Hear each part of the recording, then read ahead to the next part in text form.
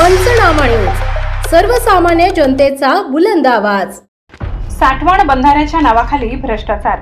नंदुरबार जिल्हा परिषद प्रवेशद्वारावर चौकशीसाठी उपोषण। नंदुरबार जिल्हा परिषद प्रवेशद्वारावर महाराष्ट्र प्रदेश काँग्रेस कमिटी झोपडपट्टी जीर्ण चाळी विकास सेलचे उत्तर महाराष्ट्र कार्याध्यक्ष दिलावर शाह, कादर शाह, दत्तू पवार यांनी एक दिवसीय लाक्षणिक उपोषण केले।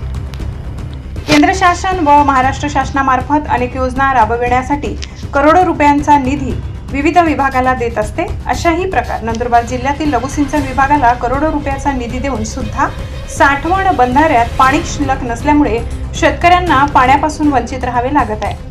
एकीकडे नंदुरबार जिल्ह्यातील नवापूर, अक्कलकुवा, धडगाव, शहादा या ठिकाणी साठवण बंधारे बांधण्यात आले, मात्र बोगस व निकृष्ट दर्जाचे काम करून पाणी नसल्याच्या वाचा फुटू नये म्हणून संबंधित अभियंते कामात पडदा टाकण्याचा प्रकार करून खोटा आणि दिशाभूल करणारा अहवाल सादर करून स्वतःच्या व संबंधितांचा बचाव करण्याचा प्रयत्न करतील यात तीळ मात्र शंका नाही।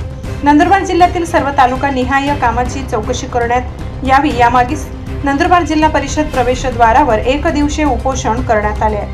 नंदुरबार जिल्ह्यात पाट बंधारे विभागात मोठ्या प्रमाणे भ्रष्टाचार झाल्यामुळे आज जिल्हा परिषद कार्यालयासमोर एक दिवसाचे आम्ही उपोषणासाठी बसलो आहोत।